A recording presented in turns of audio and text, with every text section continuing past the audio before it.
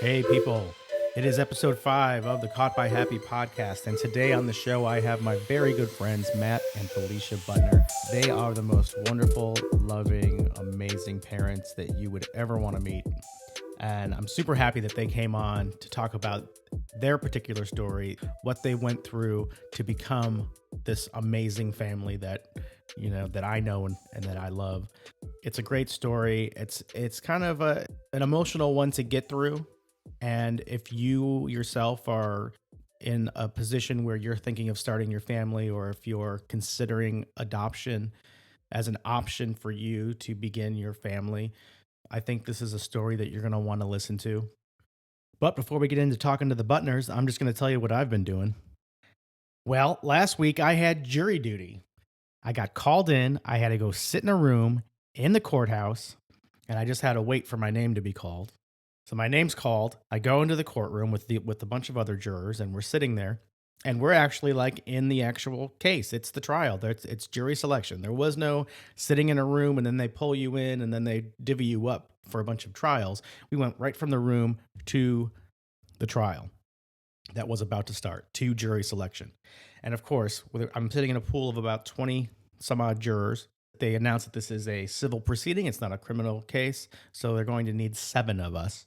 So they start reading off names. They start reading off about 12, 13 names or so. And my name is one of those names that's called up to the jury box. At that point, I'm just like, well, here we go. They're going to pick me, of course. I'm a 41-year-old suburban white guy. I'm like your average white guy. And long story short, I did get put on a trial. It was for a automobile accident / personal injury type of deal. The bad thing about it was that I had to cancel a work trip that I had planned for the following day. I was going to fly out to Tampa the next morning, working, the Tampa boat show. And I had to cancel that. And I was really upset about that because who doesn't want to go to Tampa and see a bunch of boats? No, instead I'm stuck here on a trial. Anyways, I performed my civic duty. Let me tell you a little bit about this trial without giving out too many details. I'm sure if you really wanted to look into it, you could. The jurors, my fellow jurors, I should say, were an interesting assortment. I mean, they did a good job picking the jury because I think we were all different enough to provide honest opinions and honest feedback and come to a unanimous decision. I will say that what they were asking for, the plaintiffs, was a lot of money, like more money than I'll see in my lifetime for sure. But I will also say that the damage that was caused by the defendant, and who by the way admitted guilt and admitted fault for this accident, was something that was probably going to be a lifelong problem for the plaintiff. He did cause probable permanent damage to the plaintiff. And how do you put a price on quality of life? Well, the plaintiffs tried to put a price on the quality of life and proved that the plaintiff did in fact have these serious injuries or injuries that were made worsened by the accident. But once we got in the room and they handed the case to us and said, go decide on whether or not this person deserves the money, it went much differently than I expected. We went into the room and I thought, was like, well, I'll give him all the money. I think he deserves it. He's a different person. His kids have a different father now. His wife has a different husband now. And I think that what they're asking for is fair. Every other juror, however, did not think that way. And I totally respect and understand their opinion, especially after listening to the reasons why. But we all came from different backgrounds, is what I'm trying to say. Some of the jurors were just like, well, I struggle with that and I don't get money, which is an interesting argument. But the one I kept coming back to was it all stems from the fact that he had this car accident and the other guy admitted fault. We ended up giving him far less than what they were asking for, but still a hefty sum of money. And it took about 3 days. And I hope I never have to do that again. I was on a case before a long time ago in the city of Richmond, and it was for a murder trial, and it was a death penalty case, and it was horrific.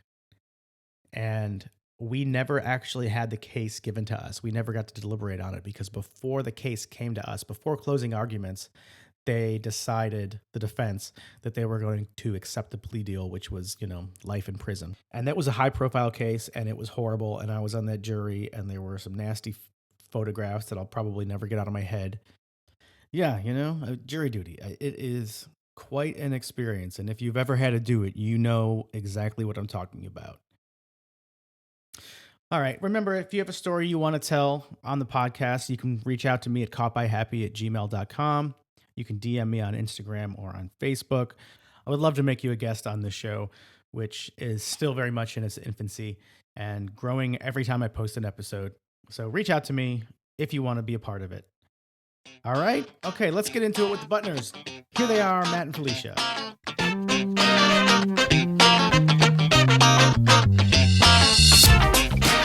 Hi, Butners. Hi. How are we doing today? Not bad. We're great. Yeah? We're great. It's Saturday. It's a lovely fall day. Sorry, I looked out the window and I wandered away from the mic. It's a lovely fall day. Thank you for your attention to my microphone. We had a nice drive out here. We're up in Glen Allen, as you may know. And you're down here in Chesterfield. Yeah. So we get the drive down 288. There's some nice fall foliage. So I don't know if we're at peak time yet. I don't know if it's peak, but we're getting close. It's peaking. It's peaking out. You and I, we're going up to New York next week. This weekend. Next weekend. Well, by the time that this podcast is posted, maybe we will have already gone, or are you going to post it before that? No, I'm going to post it before that. Because I could talk in past tense. We could do that. Like, boy, that was fun. Remember that when we went up to New York? Yeah. But if we're speaking contemporaneously, that's going to be lovely. That might be peak. And you're going to see some beautiful foliage. In the Adirondacks? No, the Allegheny Mountains. The Alleghenies? Yeah. Well, through Pennsylvania. Is there a difference? I don't Okay. All right. In any event, it's going to be lovely. It's going to be 4 dudes in a minivan. In a minivan. A Honda Odyssey. Okay. It's nice to be here. Thank you for having us on. Yeah. I mean, thank you for inviting yourselves to come. We're fans. But really, though, I think I've been interested in the episodes that you've done so far. I think, like I said, most people, some people don't have an interesting story. Some people, it would be a bad idea to put them on your show. God, this is terrible. But most people have an interesting story, and I hope we do. I think we do. I think so. And the people that I've had on so far, including you guys, are just my friends. There's normal, everyday people that I know from life. They're not celebrities. They're not in the public eye. But you're right. I think most people have an interesting story somewhere deep in their history. And you guys have one too. But before we get into that, let's just talk a little bit about how you guys met, because what I know of your backstory is that you still are high school sweethearts. I think once you're high school sweethearts for life. For life. It doesn't go away. We still are high school sweethearts. The present tense is correct. Yes. I mean, we knew each other, I guess, in middle school too, but I wasn't really You weren't into him, huh? I wasn't into him in middle school. Yeah, he was a total dork back then, I would imagine. Yeah. But and then I blossomed completely. Yeah. No, and then in high school, I think I took notice of him. We were in band together. Nerds. Band nerds, completely. Band. It's a co-ed activity. You'd be surprised how much people be hooking up in band. I'm not surprised. Yeah. Where'd you guys grow up? Muskegon, Michigan. It's a beautiful place. It's right on the lake. Great beach. Yeah, it was like a 2-minute drive to the beach. It was awesome. All right, cool. So you're across the lake from Chicago. Yes. You're directly across the lake on an east-west line almost from Milwaukee. And okay. On a northeasterly, southeasterly line across from Chicago. That's correct. Spent some time there as that kind of is the closest major city. Detroit and Chicago are about the same distance from where we grew up. So Are most people Detroit fans or Chicago fans? Mostly Detroit. Yeah. Some people are like Green Bay fans because we're actually really close to Green Bay also. So it's an interesting mix, but the vast majority are Detroit sports fans. Do you guys get a lot of snow there, or is it that side of the lake that the snow doesn't go? No, it's the snow side. It's the snow side? Yeah. It's the lake effect side. The yeah. lake effect, yeah. You're very familiar with lake effect. Yes, very being familiar. A Buffalonian. Correct. What's the what's the town that you grew up in? I grew up in a little town called Wilson, which is near Niagara Falls, and it's on Lake Ontario. So actually, the lake effect was south of me. It was really like Buffalo and south, and Lake Ontario, the way I understand it, kind of kept a lot of that lake effect snow pushed south. Oh. So we would get a ton of snow for sure, right. But the heavy stuff was really Buffalo and south.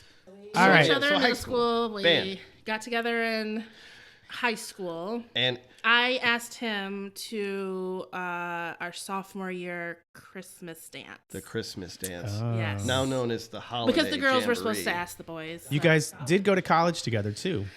Yes. Well, I stayed home and went to community for 2 years. And he went to Michigan State right away.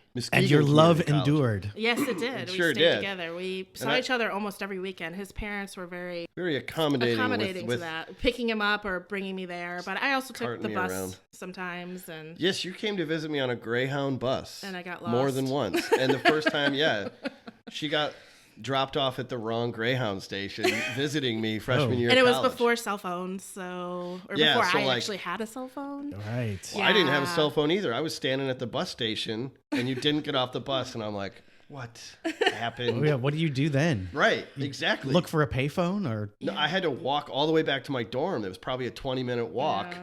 Where I had a message, I think, from your stepdad on an answering machine. On an answering machine, which was a little box. External device that hooked up to your landline telephone. You've lost me. And recorded messages for you. Your stepdad said, "Oh, she got off at the downtown Lansing thing, but they're going to put her on the next bus to the East Lansing stop." And so I don't know. Did a friendly Greyhound employee? Yeah, because then my put you on the stepdad. bus? Is that an oxymoron? No, I'm not saying that. All right. I'm sure the Greyhound employees are all very friendly. Very friendly. Oh, no, you're lost. You're a grown person. You're 18 years old. You're old enough to figure it out yourself. Thanks.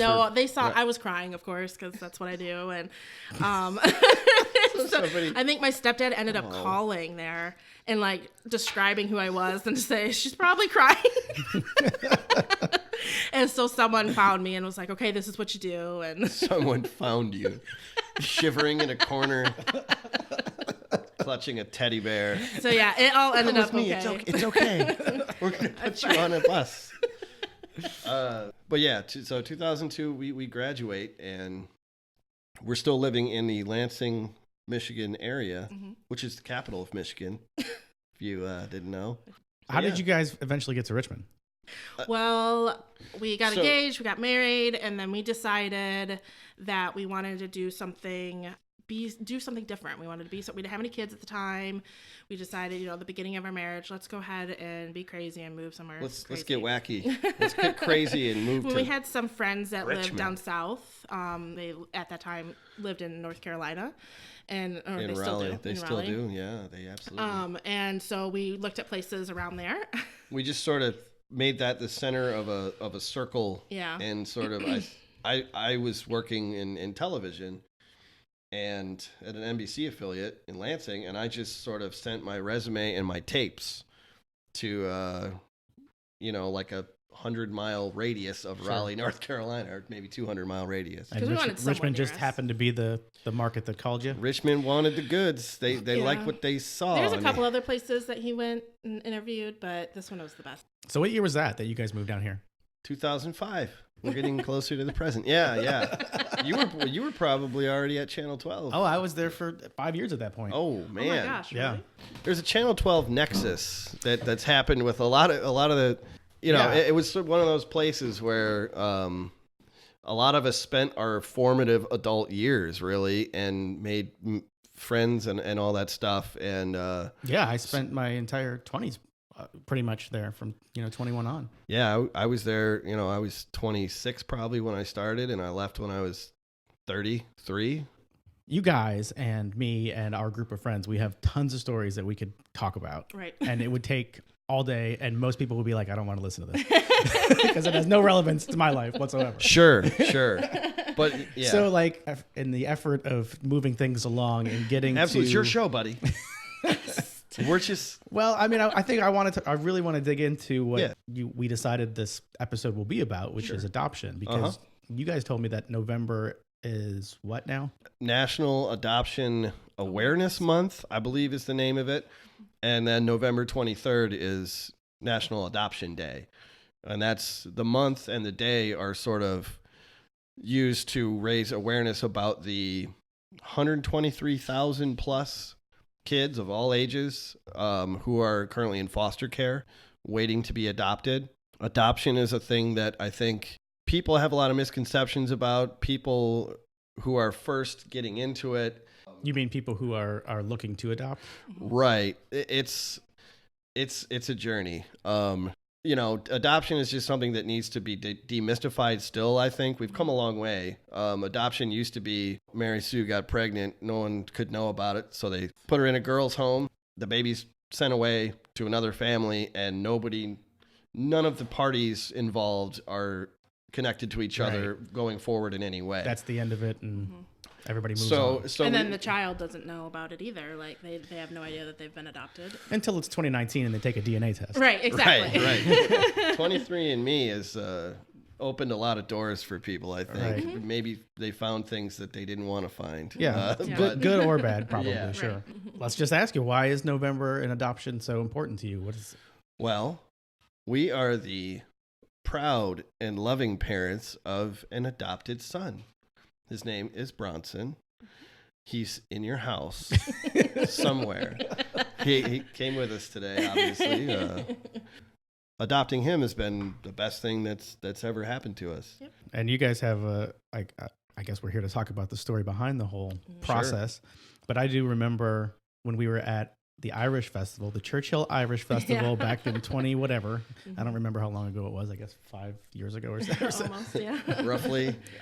Kid looks about 5. And we were all together with our friends, and you said, well, I think we got to go to Hawaii. And I just remember like everybody being like super excited, and there were tears, happy. and because we were kind of with you along your journey of trying to get this child. I will always remember this, Matt Harrington. This is a special story for me. When we first got home study approved, this was in 2013 probably. We had gone through the whole process, and boy is it a process of getting approved to adopt.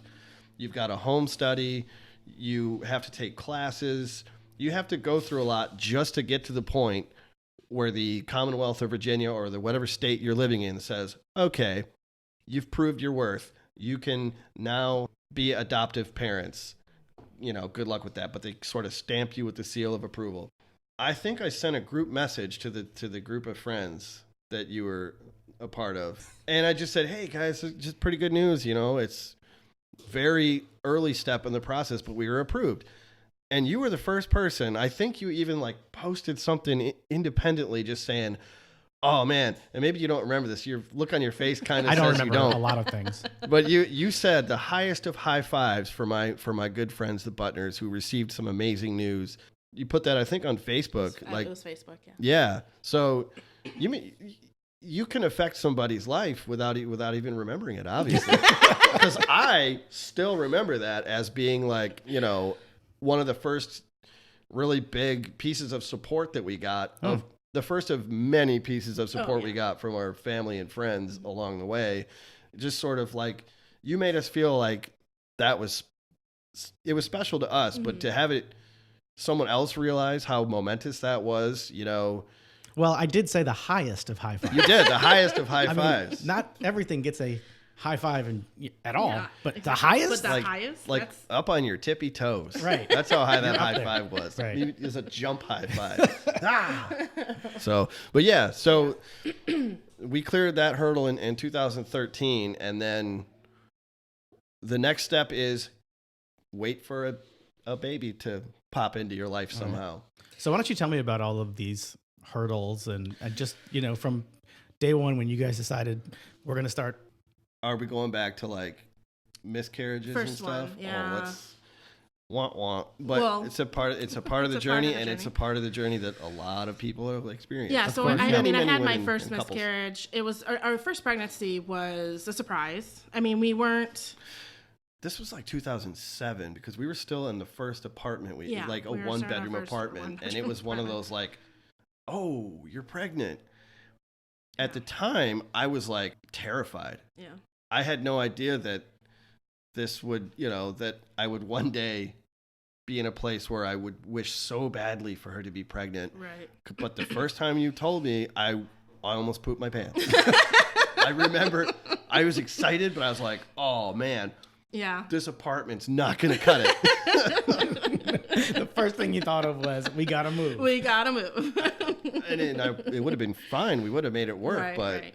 But then I think I was about 10 weeks along. I ended up miscarrying. mhm. And then after that, we were we ended up being super excited about it, obviously. We decided we were going to continue to try. Let's do that again. Let's do that again.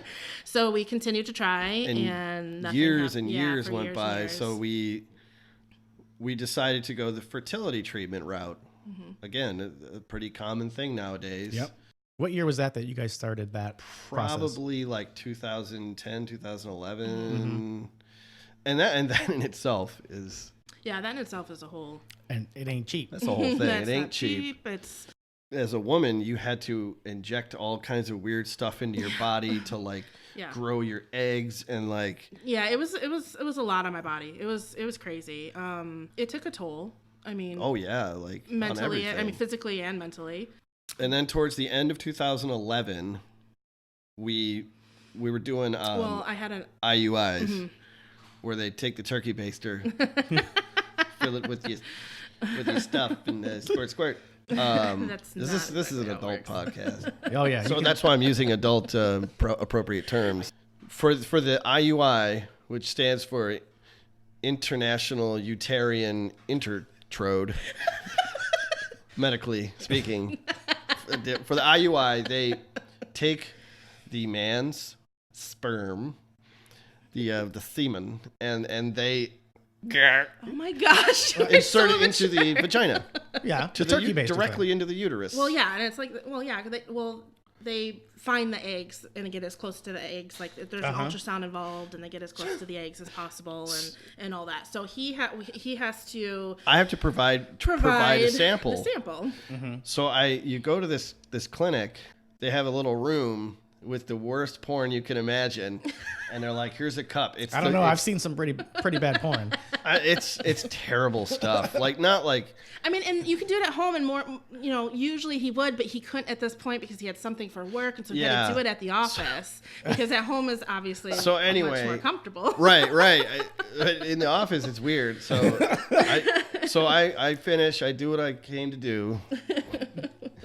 I came out of the room and I walked up to the little slidey window where the receptionist was, who was the sperm collector. And I was about to knock on the window to be like, "Hey, I'm done." But before I could even knock, the window flies open, and she looks at me. The lady looks at me and says, "It's okay. I heard you coming." Oh. And I said, "Well, I'll try to be quieter next time." Yeah. But yeah, that was horrible. Maybe she actually heard. Maybe she did. God. Who knows? But anyway, So that's like a great so that's a story. funny Like, moment. yeah, it's- And it was hilarious at the time, and it still is. Still is. It is. So then they do the IUI. I don't know if it was that time, if that was that particular time. We'll just say it was, yeah. Let's just say it was the heard me coming. Anyway, version. so I end up pregnant. Mm-hmm. So great. It was like, we thought it was a great Christmas present. 'Cause Yeah, it was at right the around end. Christmas Yeah, 2011. so like we didn't tell anybody, of course, because it was really early. We went to the fertility doctor. They didn't like an internal ultrasound. They did some testing and stuff. We heard the heartbeat, so everything was fine. We went to our regular OB for our next appointment, and that's when they just kept me there forever, like looking at things, and it was I was like on that table for like an hour, Yeah, having just- an internal ultrasound, like Did you know then that something was wrong? I knew we were point. getting a feeling. Yeah, because she wasn't saying anything, and she called in the head ultrasound person, and then finally they like kind of turned the little screen and was like, see, this is the baby. There's no heartbeat. There's no brain function, stuff like that. So her exact words were, so it looks like we're gonna lose this little person. Yeah, that's what she said, and I was like, because you remember stuff like that, stuff that hits you so hard in the emotion hole. I remember that. I just remember just like everything's just, my heart sunk, and I was just like, so that was bad. That's one of those bumps in the road that we talk about. Mm-hmm.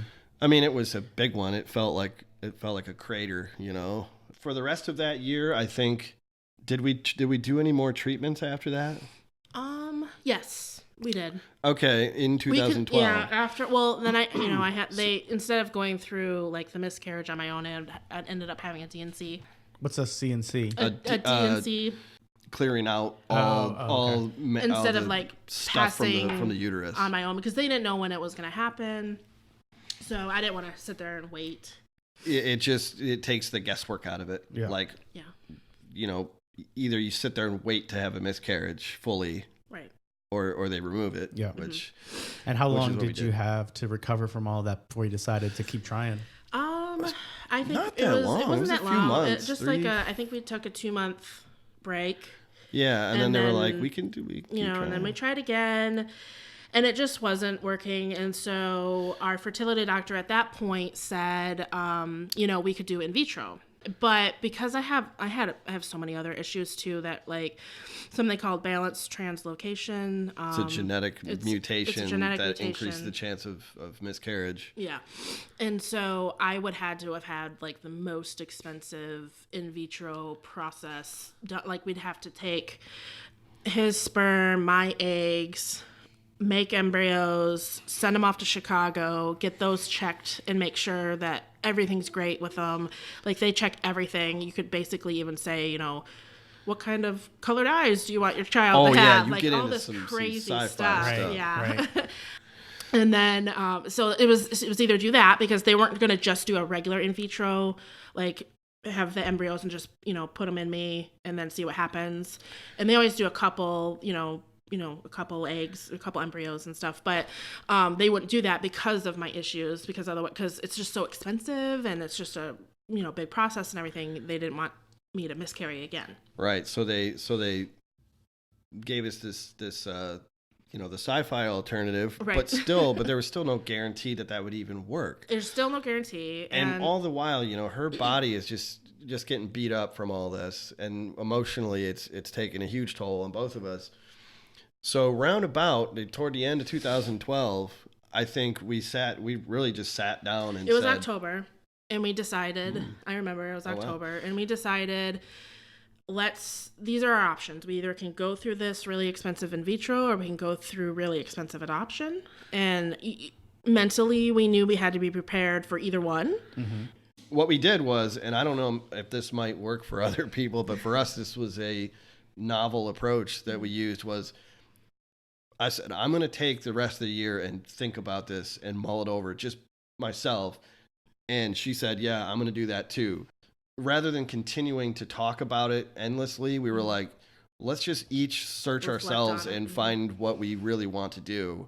And then New Year's 2013, we'll come together and on the count of 3, say what we've decided. Is that really how it worked? Did not literally with the count of 3, but it was very much like that. But we said, as of January 1st, 2013, we will talk again about it. Like we're going to take those months off and just reflect not on think about it. Not think about it, but not have to make it the center of our everyday interaction with each other. Yeah, because it was taking a toll on.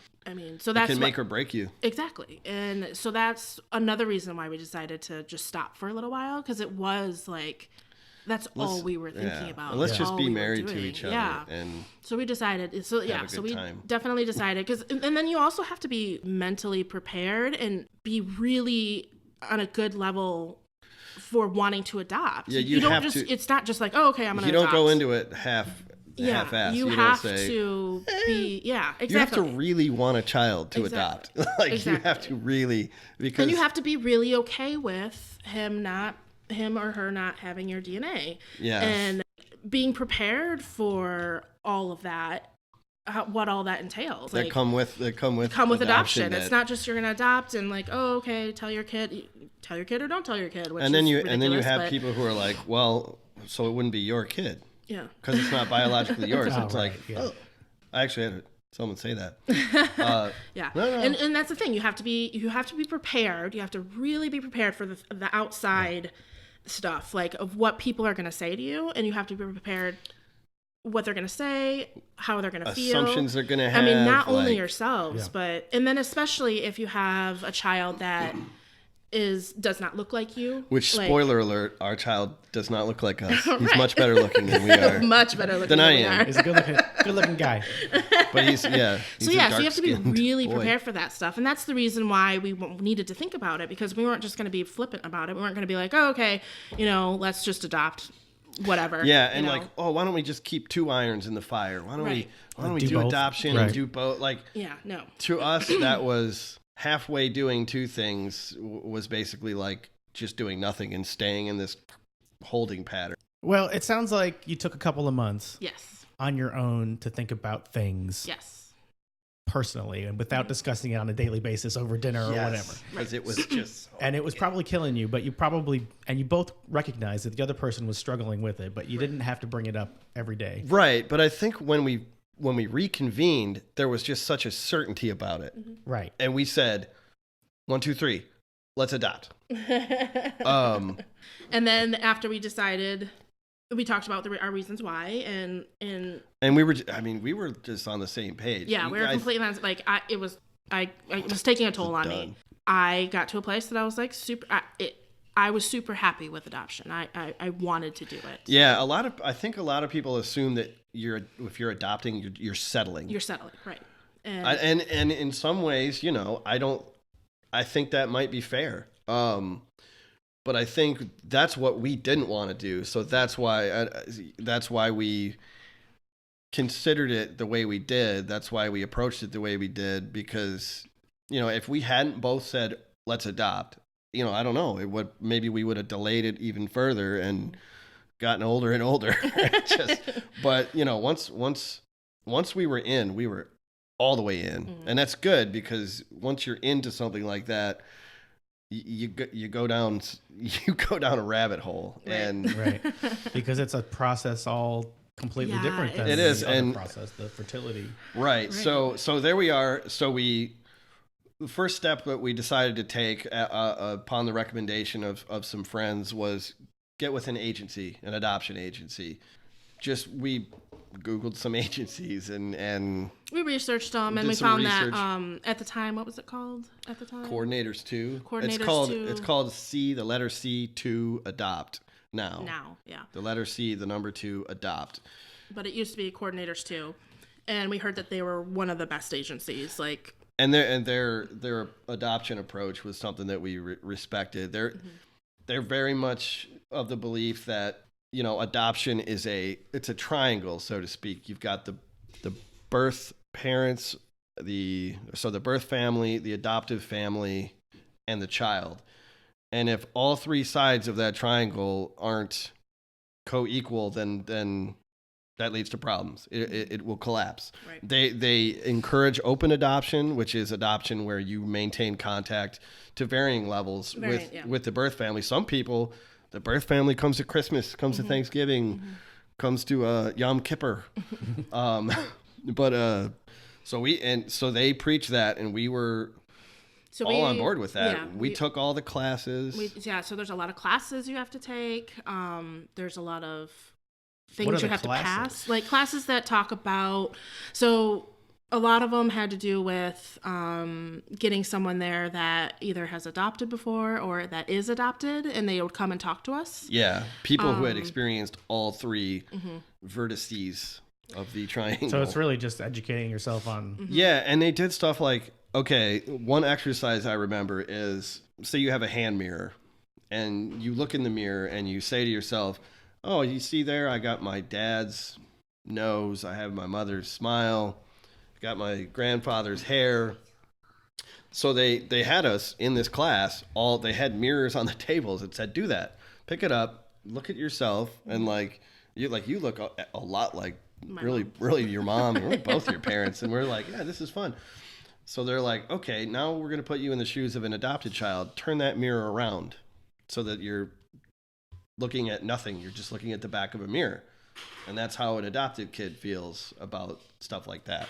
There were a lot of moments like that where they're trying to get you to understand what it's like for everybody in the process. Mm-hmm. And I had one of those moments right then where I'm like, man, that's really heavy. That's deep. Like, this child is going to have sort of unique challenges, just or challenges by that virtue you've never thought of relating to. Like, you never had to relate never to yourself. Never thought of that. Mm-hmm. Yeah, I mean, they're basically there to prepare you for later in life, for like questions from your child, or any kind of like emotional issues that they're more than likely going to have, because no matter what, even if we can love Bronson so much, but it doesn't matter, like there's still that abandonment feeling that they're going to have, basically. And it's rare, but there are people out there that it doesn't bother them that they're adopted, and they don't care to find their family, their birth family and everything like that, and they're perfectly happy. But that's a very rare. And they wanted us, to make sure that we're okay with that, because they don't, this is all stuff we have to go through before we can be home study approved. So it's not just to understand that, but also learn how to deal with it. Deal with it. And then they, let us know that they're a part of our lives forever. So this agency that we still today, Bronson's 4.5 years old, and we could call them today and be like, hey, we're having these issues, and they'll counsel us and, or do whatever we need to do, to help him. They say lifetime adoption support for families. Mm-hmm. It's something might come up. Yeah. We didn't anticipate related to adoption, and they're always there to sort of help you through it. Yeah, so that's fine. All right, so you identified this agency that worked for you, and you were taking some classes and getting ready. Tell me about things started getting real. We had a couple instances where we would hear, from a friend or whoever, like, there's I heard my cousin knows somebody who just had a baby. Maybe make a call, or like, there's a baby in foster care.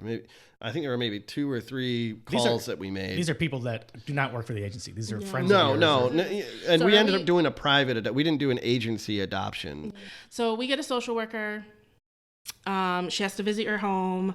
You have to go through these classes. There's tests that we have to take.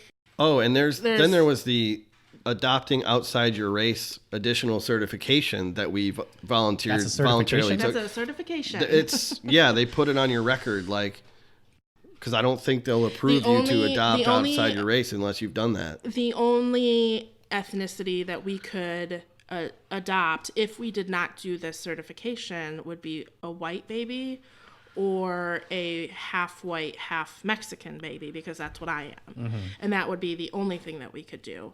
Unless we did the certification. Okay. So we did it because we were like, come with a bunch of other classes too. No, that was it was just like a internet, like a one-time class, and it's not like. And then we took a little. It's like being ordained to be a minister. Pretty much. Right. You don't fail. They're like, you got that one wrong. You gotta, if you want to be a minister, you have to answer it this way. They hold your hand through it because they're not going to be like, you can't adopt. You're stuck with a white child. But so it was just one of those things. But it was just another thing, then fingerprints, FBI background. I don't know if the FBI was involved. Yeah, it was background checks. I guess it would be. Yeah. But you're fully in it, and you're starting to get nibbles. Oh yeah, we're all we get in it. We get approved within, I think it was like 3 months that it took, and then we didn't like slack off either. Mm-hmm. We you can get it processed faster if you find a baby and you're not approved, but you just have to pay more. Right. Yeah. The money involved in this is. I would imagine the money. It's almost criminal. It is. That's foreshadowing. Oh, okay. But- well, let's start to get there then. Okay, let's get there. Let's get to the point where. So We hear about Bronson. here's Well, how many did you hear about before you got to Bronson? I that would you say started- about Two or 3 or three. I said 3 or 4, maybe. I think let's- 2 or let's- 3 or okay. 4. I think we're in the Let's say in the 3. same ballpark there. More than 2. More than 2. less than 4. 3.7 Okay. times. But are those times that you got your hopes up and you're like, this could be Not it? really, because it always starts with one phone call where you're like, "Hey, I heard about this. Oh, sorry. No, they want to stay. They want to adopt in state because I think we heard about one in Louisiana. and they were like, They wanted someone that was a little closer. Like So they we're said, like- within a certain amount of miles. So we've like- invested nothing but the time it took to make that phone call, Okay. Right. and years of hopes and dreams, but mostly just that phone call because we know that there's a lot Yeah. of situations out there where that Are we might in, work out. Are we in 2013 now? We're in 2015, so we've Because been waiting it for a took us while years. and taking. So you decided in In January of 2013. 2013. 13. And now we're Fast 2 years forward later. to March of 2015. Yes. No, February. And enter an old friend, Jimmy. We'll call him Jimmy, just out of respect for his privacy. So a friend who had adopted texted me and said, "Hey man, might be a baby situation. Give me a call." So like I said, it always starts with one phone call. So the one phone call was to this friend. He said, "Yeah, I don't know much about this. Somebody had reached out to us." He said, But they weren't because looking we've in- adopted before, but we got a full house now. They have a lot of kids now. So we're all full up here. So we said we'd reach out to you. Yeah. Here's a phone number to call. So we called that another phone number, and that was somebody who had adopted from the same lawyer, through the same lawyer that we ended up going through, and said, "Yeah, call this number." So we called this other number, which was finally the law office in Hawaii. in Hawaii. Yeah. Small detail. The baby's in Hawaii. He was born 2 weeks ago, February 28th, and he's in foster care and just doesn't have a family. So phone call 3 is to the lawyer's office, and they say, "Oh, we're so glad to hear from you because a lot of people we've had trouble with this one." I was like, "What does that mean?" Yeah. We don't know. We know nothing. No, we know nothing. So okay, well, he's a human baby, right? Like, yes, He's healthy. okay, They said he he's was a healthy healthy. baby. So we're like, all right, well, what do we need to do? Well, you need to get to Hawaii. So we were. you we need to hung get up- to Hawaii, but let me just say, you've also spent a ton of money on fertility and all this Right. other stuff. Yeah. Yeah. So how did you get to Hawaii? How did we get to Hawaii? We mortgaged away our futures and our. Everything is working out. Like, Right. I mean, Hawaii is already like a huge, like 6-hour time difference So like getting somebody on the phone is during business 'Cause- hours. It's crazy. right is kind of, I mean, you can calculate it, but we weren't thinking about that. We just called the number, and like we kept getting an answer, and we kept getting the right answer. So it's like you just keep going. You eliminate no from your vocabulary if you're adopting as we were, and you keep pulling the ball of yarn until it runs out. But Right. it just kept coming. We just kept pulling it. Yes, okay, And good. then Yeah. the lawyer happened to had stepped out. And so we were on the phone with her secretary. Yeah. As we're about to, she was going to tell us, call back when she comes and she walks in the door. And she's like, "Oh, Lori, she's like, At least so, that's the story they told us. yeah." She was probably sitting there the whole time. I don't want to talk to anybody. But then she's like, "Oh, so you are willing to pay all that money and come to Hawaii, Lori? Oh, here's Lori." This is all in hindsight. We did not know any of this. No, as far as So we knew. as far as we knew, everything was working out. We get on the phone with Lori. She tells us more about the birth mom, and she told us about the situation and where Bronson was at the time. His name was not Bronson. So Bronson, who was Alex at the time, Mm-hmm. she said he's Marshallese.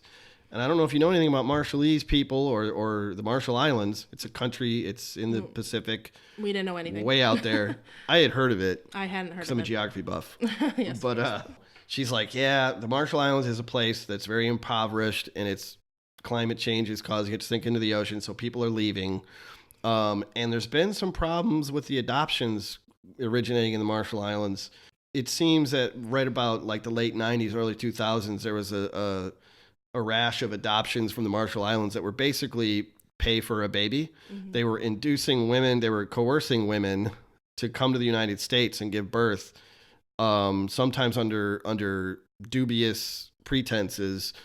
And essentially the women were collecting money, and lawyers would sort of deceive all parties involved and separate the birth mother from the baby and adopt it out and collect thousands and thousands of dollars.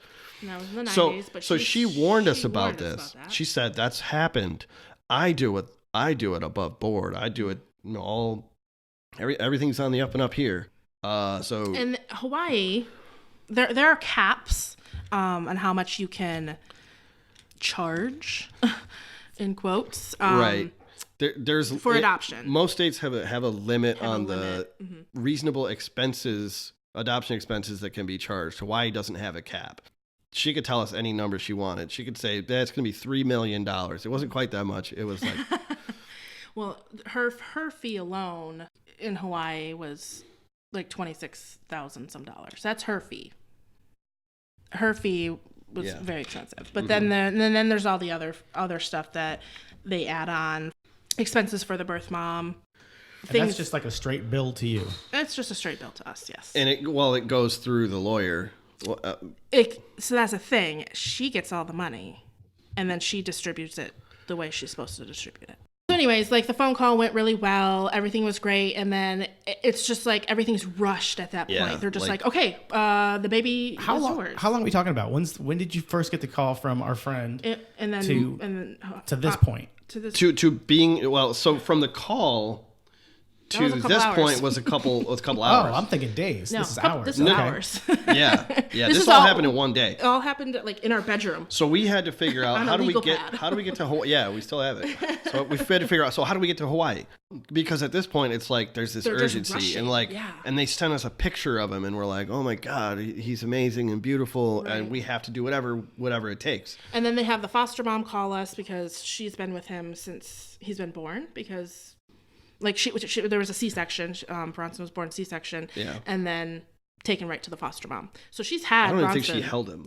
So he's been with the foster mom, and the foster mom's she works with Lori Loomis, and she's used to only having babies for a day or two, and Bronson's been there for a couple weeks already now. And the reason is because of how high and how expensive this one was, and we still to this day don't really know why it was so expensive. We have an inkling that it was so expensive because somebody was getting a big payday from this. Yes. Well, yeah, of course. A lot of them are usually around, like all these Marshallese type adoptions are usually around like 30 to 40,000. And this one was like 55. And at this point, I should interject and say, we don't have that money. We don't have that kind of money. We do not have that kind of money. This is all debt financing. Like my mother, bless her, she basically took a bunch of her retirement and just gave it to us, like, because she's like, ooh, grandchild, because she didn't have any grandchildren. She was excited. She squealed when I was like, there might be a baby. She's like, ooh, and I said, here's the catch though, he's in Hawaii and I'm offering you this one time special $35,000 for one grandchild. What do I got to do to get you into this baby today? That's exactly how it happened. I did the old used car salesman act on my mother, and she fell for it. So your mother's, if she listens to this, she's gonna be like, "Oh my gosh, you're talking about money? How vulgar!" Well, we already talked about my semen, so I think she'll get over it. So anyway, so we just scraped together all this money. We could take out extend a line of credit that we already had. Yeah. And then credit cards max out. So then we do this 10K. Matt and a friend of ours, they do this. I was watching, I think. We get done with that and we get in the car and we go straight to the bank. Straight to the bank to wire ridiculously amount of money. Over $50,000 to Hawaii. and I hate to fixate on the money, but if someone's looking to adopt, you got to be prepared for that. It's not cheap. No two adoptions are the same. People have probably spent a lot less than that on an adoption, but it's just something that you have to consider. It's one of the pieces you have to consider. And, you can adopt a child from the foster system probably for a lot less. And that's definitely a good thing to do. That's part of what National Adoption Awareness Month is there's a lot of kids in foster care that need help, need families. But, it's just something to consider. And we didn't think about how much debt are we getting into. We thought about, we got to get to Hawaii. We were going to do whatever it took. Yeah, like we're like, this baby is our family now. And he just knew it right. We just knew. There. We were just like, he's just at this foster mom who was great. She's got our kid, great, and we have to get him. Yeah. It's funny because we literally had 9 days to prepare. So it's a big joke. Like most women have 9 months to prepare, and I had 9 days. 9 days later, we're on a plane. A couple planes. We're on a plane to Seattle, to Atlanta, where we meet another friend who gives us a bunch of baby books or a baby book and the little giraffe thing. What's that called? The Sophie. The little Sophie. Yeah. So from the second we heard, our friends and family were absolutely amazing. Oh yeah. Like they were just like, okay, we have all this stuff. Like, so everybody, all of our friends who almost all had kids already, just like got all their stuff together and we literally of all the expenses. The ones that we didn't incur were anything related to like the care room. Of a baby. Stuff. That's amazing. Yeah, that was so great. I know, it was crazy because when we came home, we came home to a baby room completely like renovated, fully furnished. Oh, fully furnished. His work bought us a crib. And my friend from Atlanta who met us when we were there sent us a car seat and a stroller. Yeah. Wow. So we just it's like when you win like a sweepstakes or something. We just kind of like walked in and it was done for us. Yeah. And you know what? That's awesome. As a dude, awesome. I think that's fantastic. I mean, it was pretty awesome for me too because I mean, I didn't have to worry about anything either. And our friends know us really well, and they know what we would think is cute and all that stuff. Right, so it ended up being perfect and great.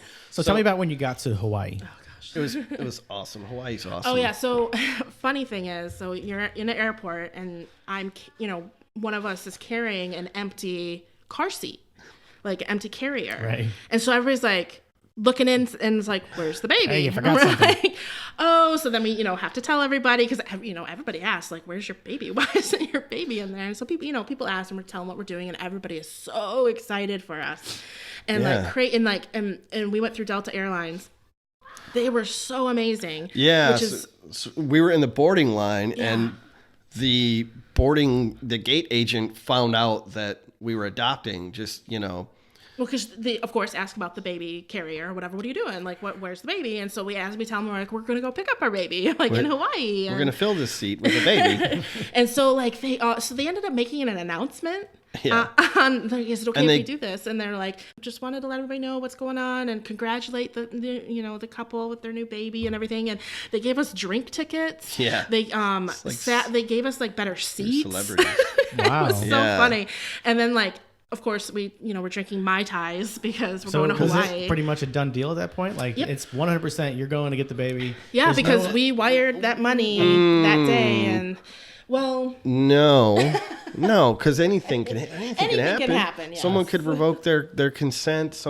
Nothing's final until it's finalized. And that didn't happen for another year. Yeah. Oh, okay. But so Hawaii was amazing. We could do a separate episode on just the Butners in Hawaii.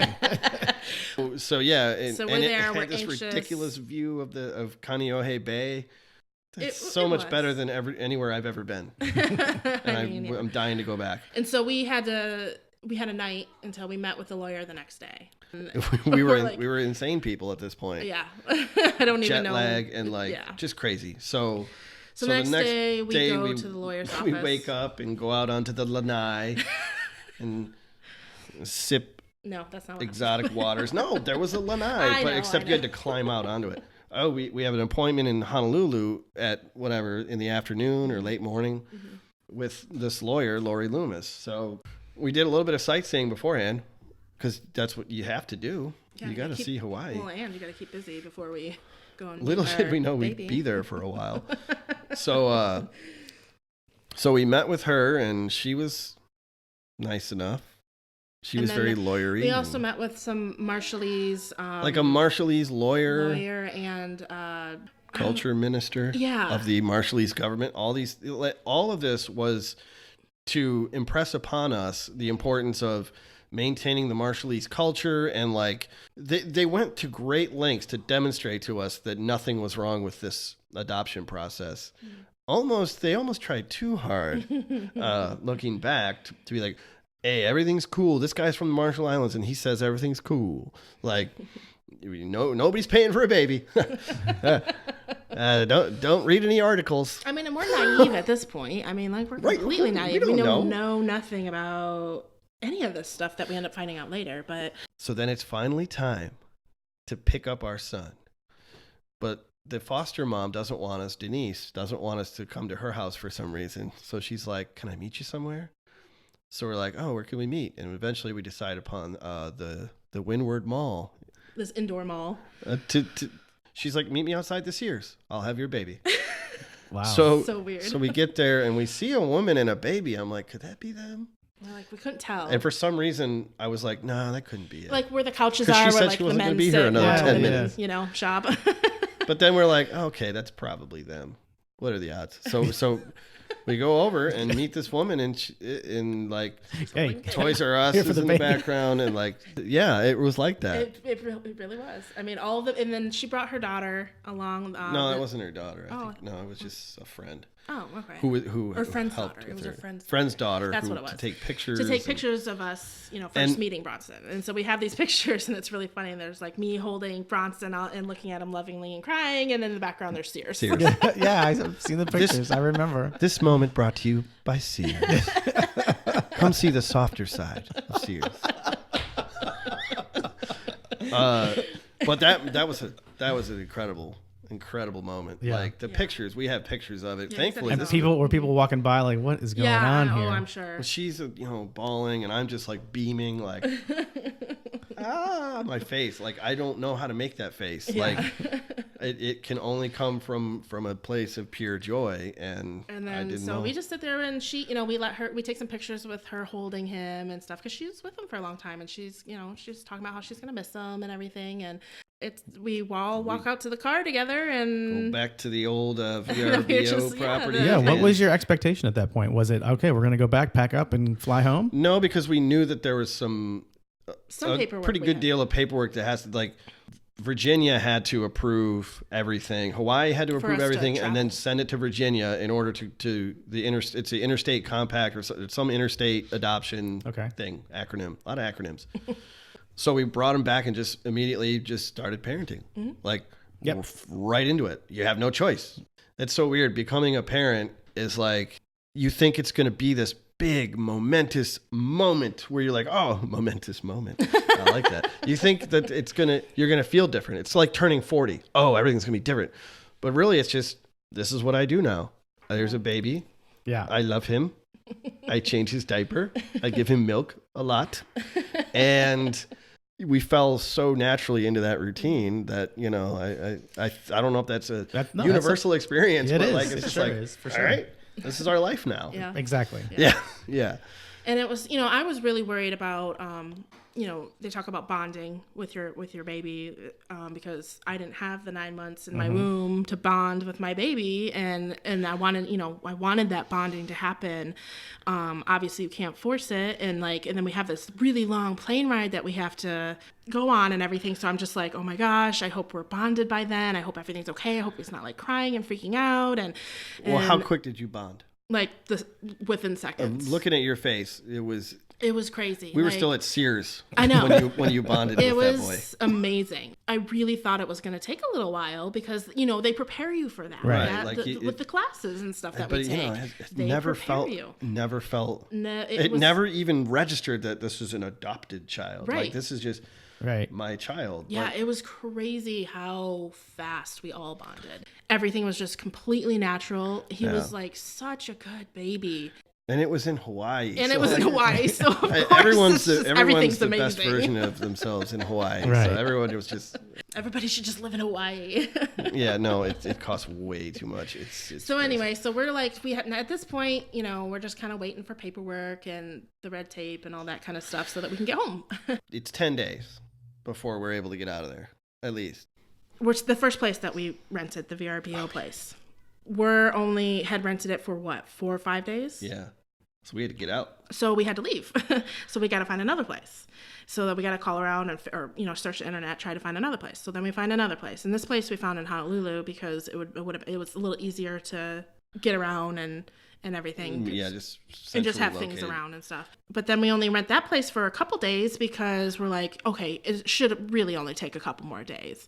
So then the Russian lady who we rented it from was like, you'll need to get out this time now. Yeah. So we had to find another one. And all this time we're driving a rented car that I kept calling like Enterprise. And eventually, like the 5th conversation I had with Enterprise was, I'll get it back to you when I get it back to you. All right. And they're like, fine.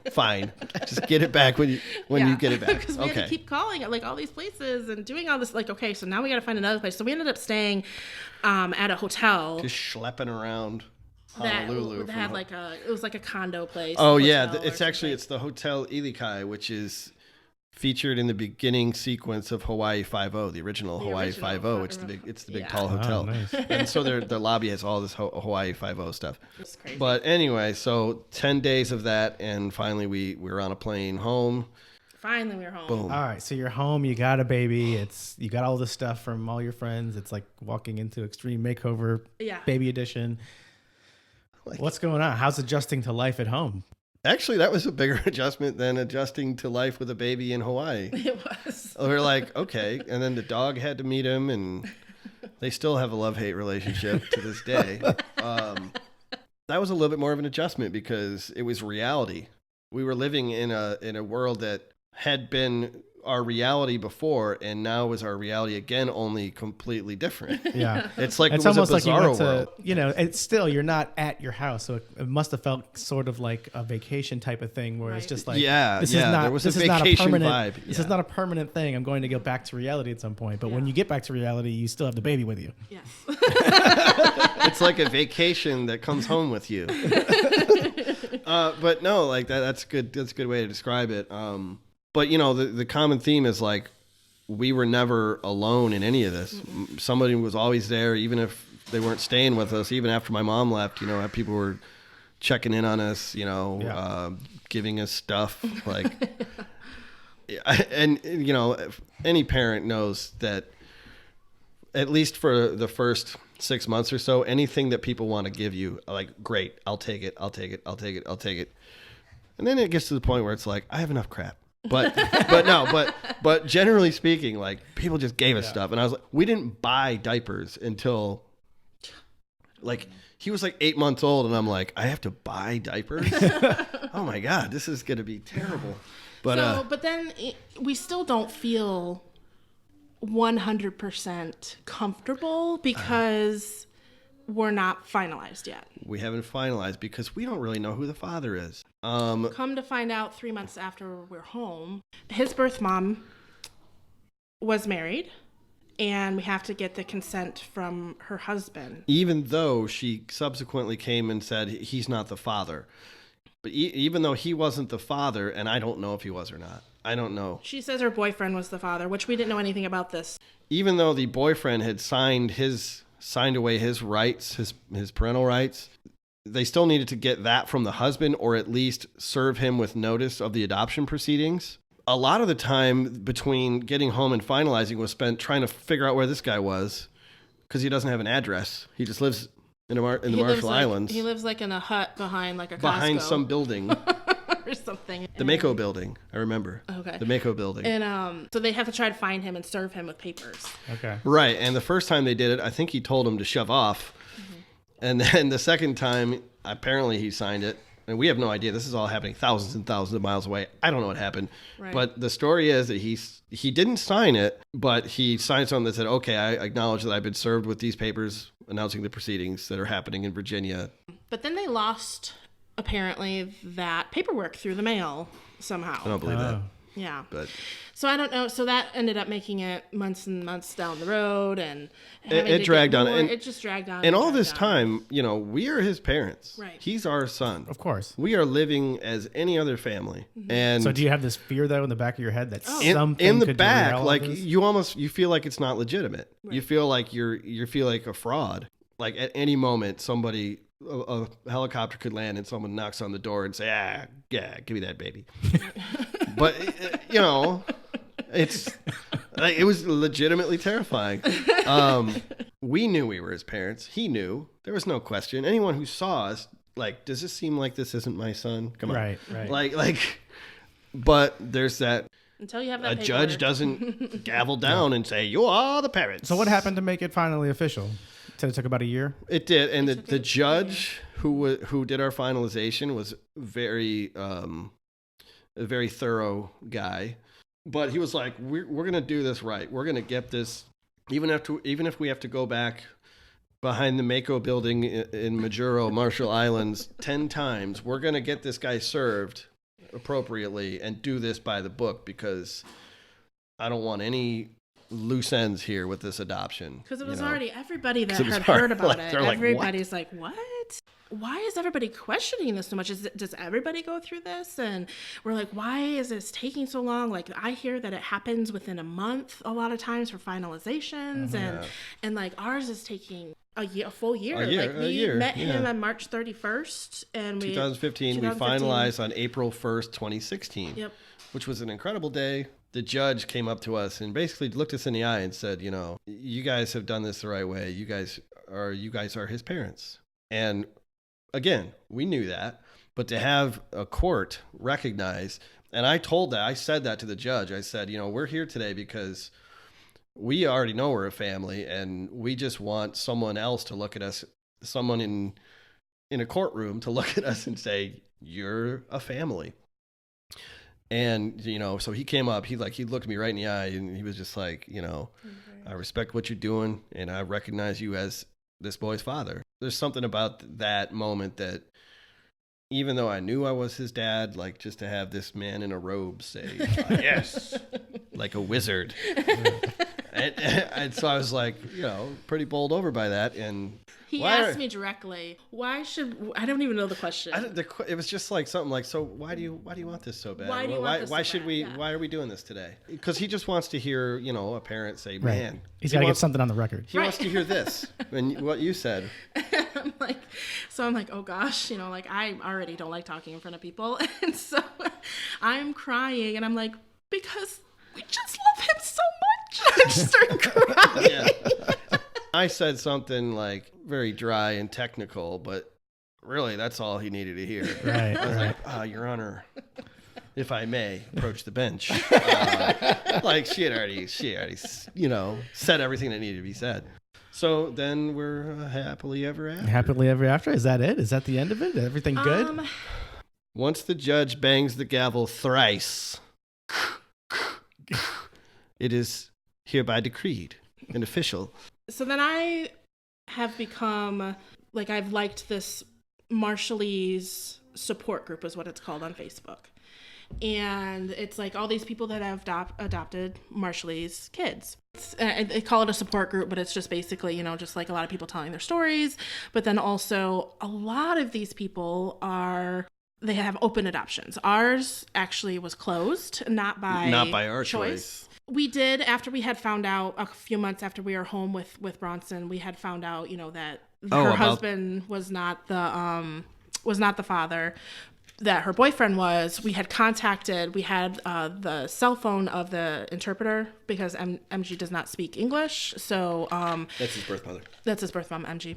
We had her cell phone still, and we had texted her to find out if we could get a picture of the birth father. And she was like, oh yeah, no problem, blah, blah, blah. But then we never heard anything again. And we've contacted her once before, or another time, and there's no contact.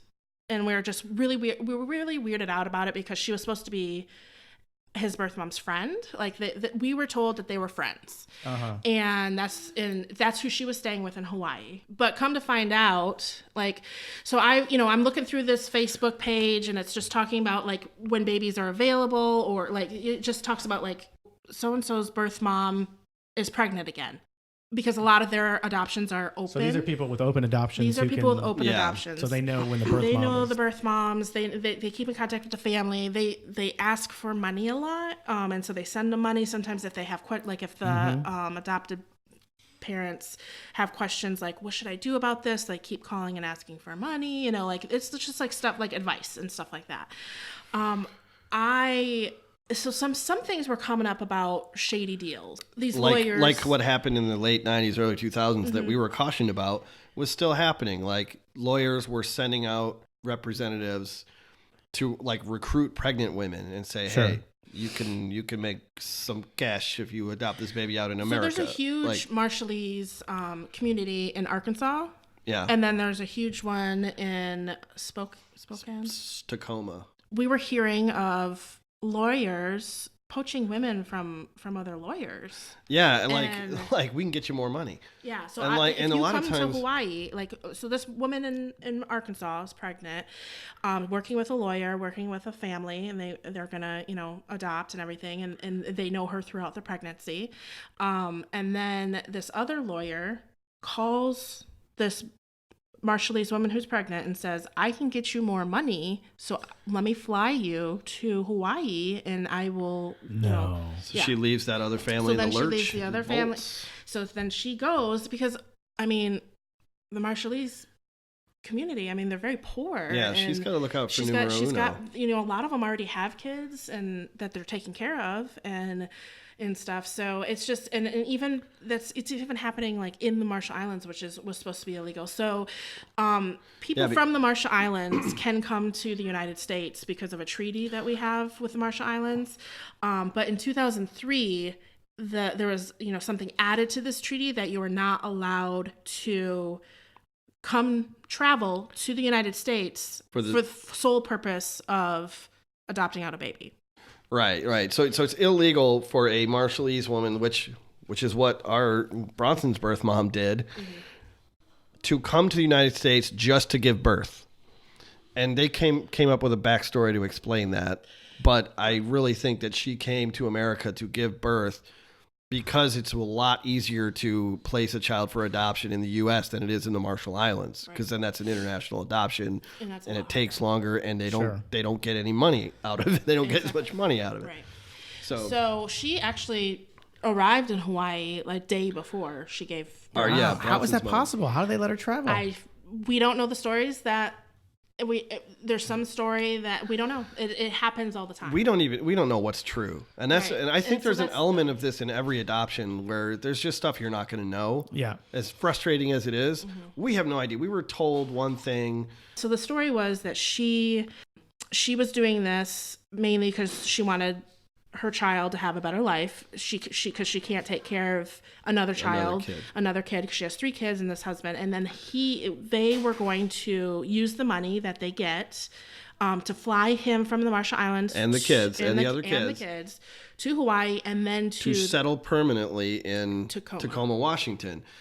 Well, that's the story they have to tell, because that's the only way that it would be legal to do what they were doing. Right, and they said it's because he had a fishing job there. The husband. And he has a fishing job waiting for him, is what we are told. But then, like I said, that's why they were able to request gobs of money from us for these travel expenses. And again, Hawaii allows that because there's no cap. And you've since found out that was all bull? Yes. Most likely. No, we know it is, because now his birth father was not the husband. She had been with this boyfriend supposedly for 15 years and not with the husband for those 15 years. He didn't have a job in Tacoma. He was never going to fly to. So somebody was just orchestrating a series of lies. And I think. And then to come to find out also, the translator really wasn't the birth mom's friend. She actually works for the lawyer. She's one of the poachers. She's one of the poachers. And you found this out through the Facebook group. So I basically found this out through the Facebook group because I was going back to, it was like a year or two later. I was like going all the way back because I wanted to see if anybody had mentioned Bronson. Because now that you're a member of this group, you have access to all the stuff that they talked about. Like I'm like going all the way back, and I was like, trying to see if they're talking about Bronson at all. And then I find it, and I find this woman who posted on there that said, hey, did anybody else hear about this boy that is working with Lori Loomis? And he's at the foster mom's house, and he's been there for a little while. And born on February 28th, 2015. And I'm like, okay, that's Bronson they're talking about. Yeah. And so then I'm like reading through all the comments and like trying to find more information. And like a lot of them are like, oh yeah, we're staying away from that one because it's so expensive and we don't know why. And the like, gist of it is like, I wouldn't like Like, weren't a people lot of like them I are wouldn't work through her. yeah, I wouldn't wouldn't work through her. I wouldn't, you know, like, It's like we had no idea. Like we had no clue. and we struggle a lot with like if we like Right. we had known all this, we never would have met We him. We never never would would have have met him. Exactly. gone through So this. like on one hand, you kind of feel like suckers, but on the other hand, it's Yeah. like, Look look what I got. Right, exactly. very conflicted. It's but very, and you know there was a news story recently. A guy in Arizona, an attorney named Paul Peterson, who was arrested and charged with all these like felonies related to adoptions from the Marshall Islands.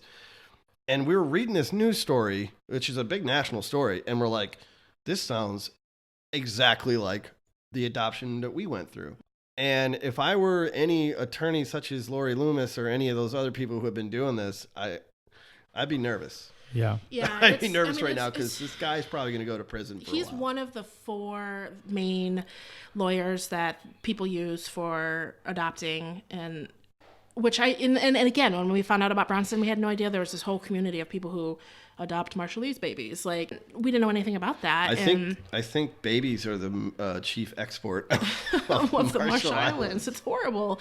And so now this guy finally, because a lot of his are super shady and it's horrible. And I mean, they found a house with a bunch of pregnant Marshallese women in gosh. A baby You know, it's ridiculous because it's obviously a crime and it's wrong and it's a horrible thing. But at the end of it are still human babies that need families. And so there's these 19 women that like are being taken care of by the state because they have nowhere to go. They have no transportation. They have no money. They have no resources because, and according to them, Paul Peterson, this lawyer, basically threatened them and said, if you leave, you know, you're going to go to jail. You know, I promised these families these babies and you're not allowed to leave. He would take their passports. He would take whatever he could. Wow. And so these women are basically in this house are being held captive.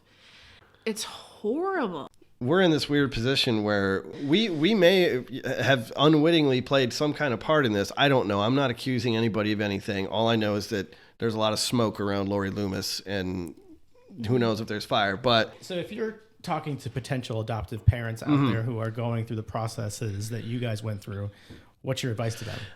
I think the advice is you have to do your homework independently. If you hear something that sounds weird, it probably is.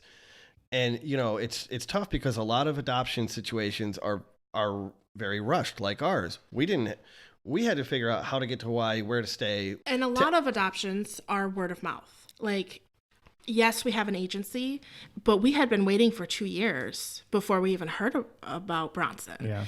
And we found out from a lot of people who adopt, almost all of these adoptions are word of mouth. Like, you hear of someone who's pregnant. And I mean, even if it's in the same state you live in, it's still almost always word of mouth because it's really hard, I feel like, to get, especially if you want a baby.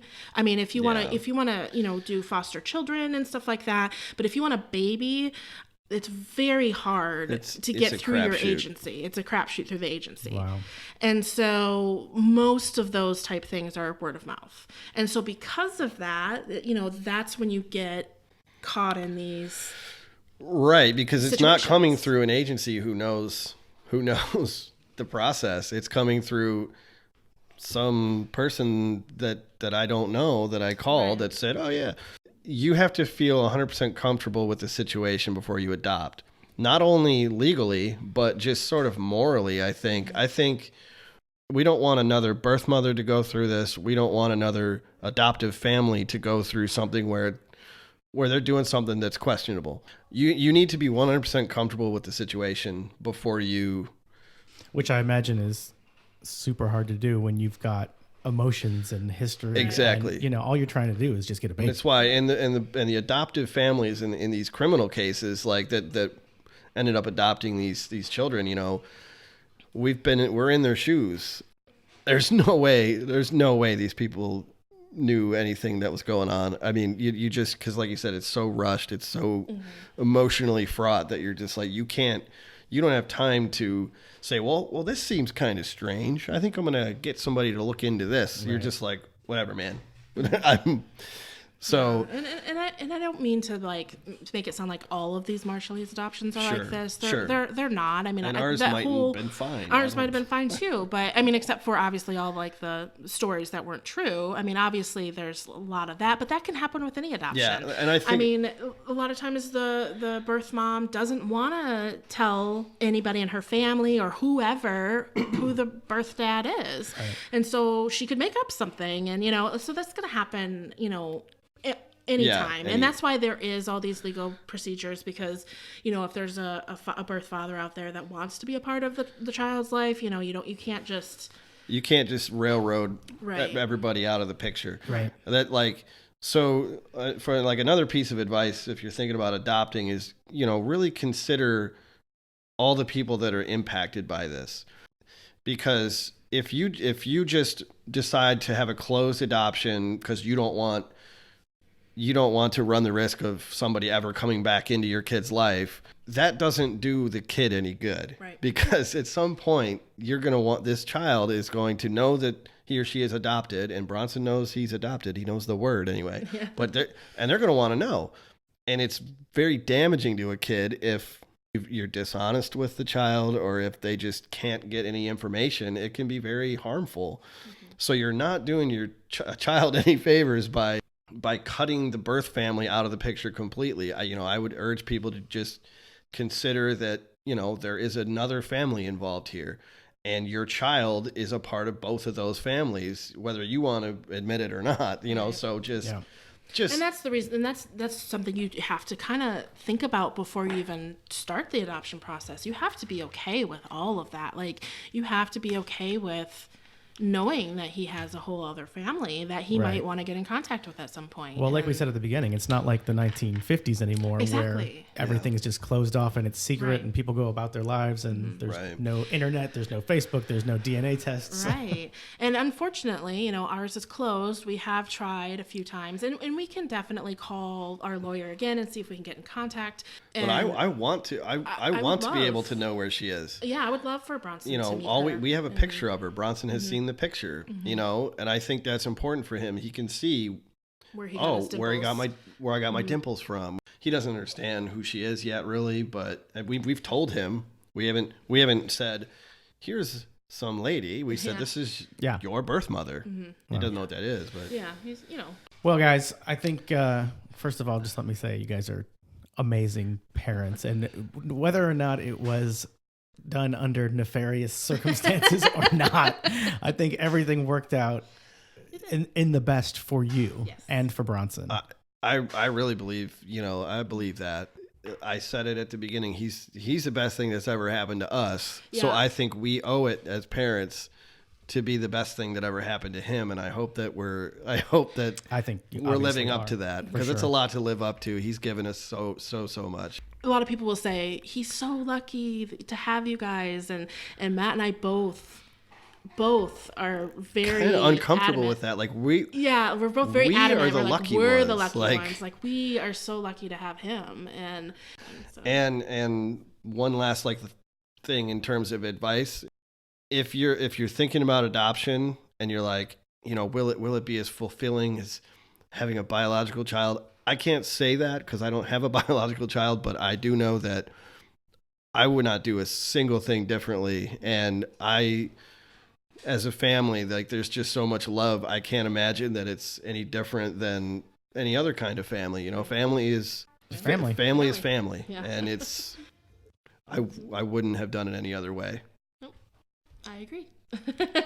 All right, you guys. Oh.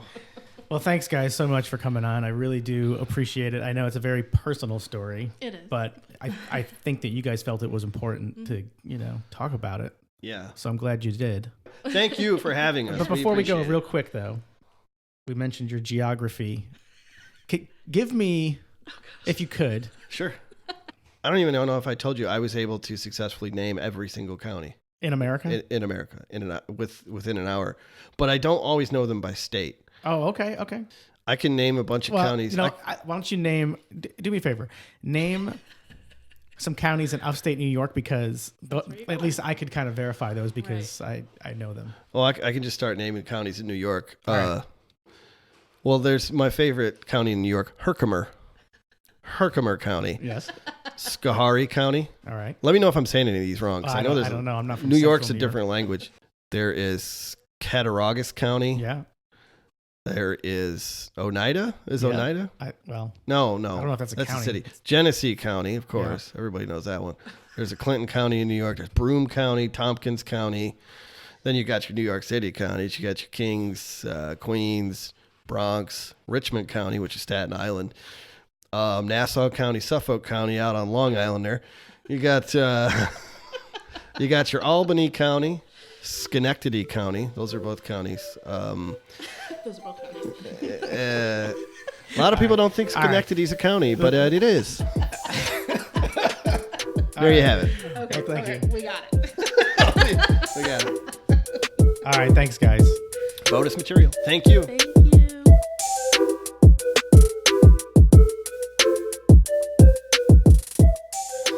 Wow. All right. Thanks to the Butners for coming on the show and telling their very personal adoption story. They're great people, aren't they? I mean, they're just so fun. Great sitting down talking to them. I know this was a super long episode. I couldn't get them to shut up. No. I did have to do quite a bit of editing and still got it down to where it was. But thanks for hanging in there and listening to this episode. Hopefully over the course of a week, driving to and from work, hanging out in your car, going wherever you got to go. I appreciate you sticking around for it.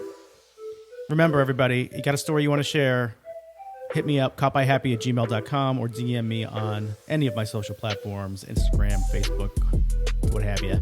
Maybe we'll get a TikTok in there at some point. We'll see. All right, everybody. Thanks. Have a good one.